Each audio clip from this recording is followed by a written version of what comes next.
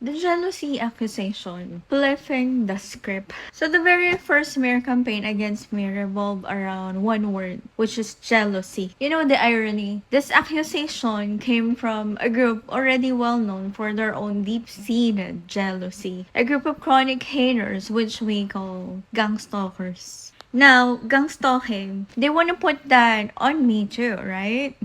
It's a classic narcissistic tactic. Accuse your target of the very flaw or motive you yourself possess. But we have to discern in the situation because if the other person is the one being targeted, this person should have presented you all the cyber manipulation, accusations of strangers, covert techniques or harassment such as caller harassment, coordinated systematic narratives, use of neurolinguistic techniques, covert infiltrations of your apps, repeated private conversations, hacking, and a lot more. All of these techniques resonate with experiences of truly targeted individuals, not the pony ones, who just loves to create fake dramas, which is basically illusions of the narcissist. So how can you discern all of this? Simple. Not only should they present all the covert manipulations, they should have a combination of all of this. And if not, it's just a Decepticon. So the main point is, the perpetrators is into destiny theft.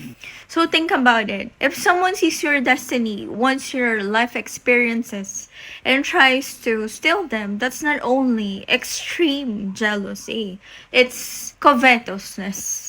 It's an attempt to take what is divinely meant for you and claim it as their own. So if I'm the one experiencing all of this, then who's the jealous one? 2. The exposure and the unmasking. I have laid out repeatedly the patterns, the tactics, and the evidence of their moves. And here's the thing, they reveal themselves. And they show their own hands in the way they operated. And considering the timing of their actions and their reactions, their damage control, and a lot of shenanigans when they're being exposed.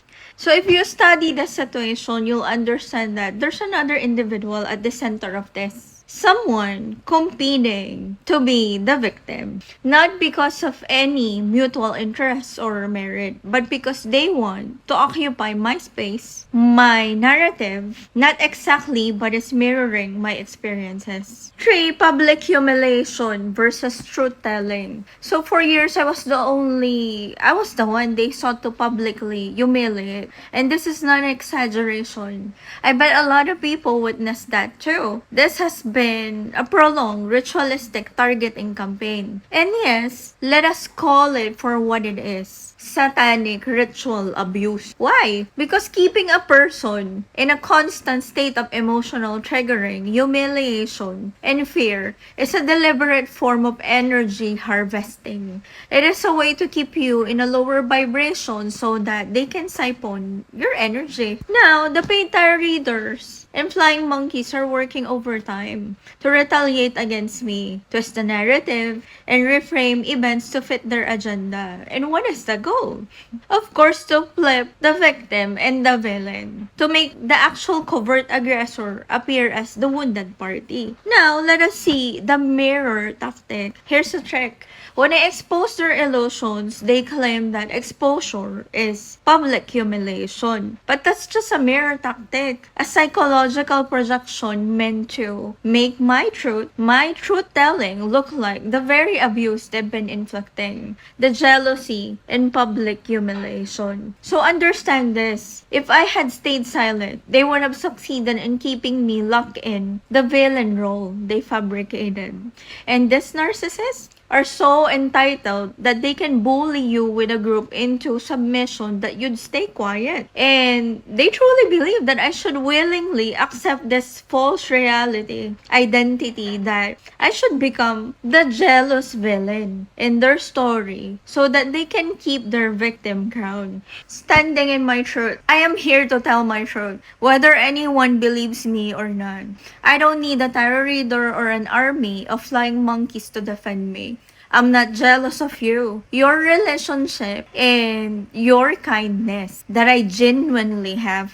Just not perfect as you claim I am. Yes, I can be nice And yes, I can be blunt and sharp and be a bitch. And I don't have to pretend to be soft and volunteer to prove what I am.